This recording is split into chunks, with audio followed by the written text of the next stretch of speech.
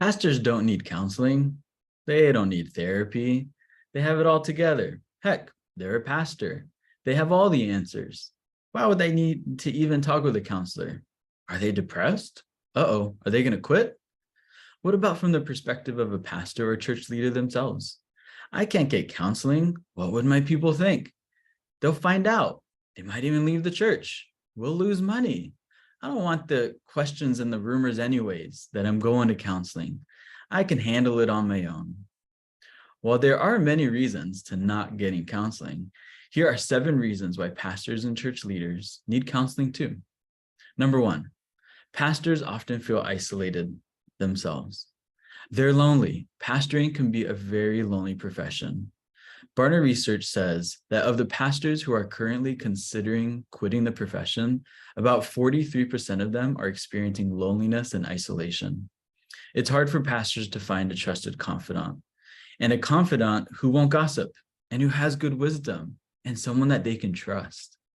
And this is where counseling can be a safe place, where they don't have to journey alone. Counseling is a reminder you're not alone. Number 2, pastors experience burnout and depression as well. No, pastors and church leaders do not have it all together. And yes, they know God's truth and his promises, and they preach about it and how to live victoriously. But pastors still face all of the same demands and trials of life as the rest of us do. Their job includes stresses, conflicts, divisions, politics, and heartbreak. And they have personal lives that have difficulties as well. And all of this can lead to becoming overwhelmed and experiencing burnout or other mental health issues. And counseling can be a place for a leader to process their symptoms and to gain tools to meet their needs, and to also gain renewal and well-being for their own emotional and mental health. Church leaders are often tending to other people's hearts. Their hearts need tending to as well. Number 3, pastors don't have all the answers. Believe it or not, they don't. Counseling is a place for objective outsider input and advice and counsel. We all have blind spots in life, and counseling can help shine lights on these blind spots. And yes, believe it or not, God can and does speak and work through counselors. Number 4, counseling helps keep the burdens off of pastors' shoulders. Pastors do a lot. They are part of weddings, funerals, home visits, hospital visits, and they also have personal lives. They have kids' baseball games, plumbing and money issues, and family pressures. Church leaders have a lot to carry, especially working in the people helping field. Galatians 6:2, it says, carry one another's burdens. And this is where a place such as counseling can be a place of major support to help carry a pastor's burdens. Number 5, counseling helps pastors stay fresh and ready for their ministry now and for the long term. Barna, again, their research says that 40% of pastors right now are currently thinking about quitting the profession. And Zappia research says about 50% of pastors quit before making it to 5 years. So how do we keep pastors fresh and ready and encouraged for the ministry to serve for the long haul? This is where counseling can come in. It's a very focused and ongoing and carved out time and space just for that church leader. And it can help them stay in the profession for the long haul. Number 6, counseling helps prevent trouble down the road. Just like a leaky faucet or a pipe, our lives have leaks at times, and it's okay. It's expected that this happens.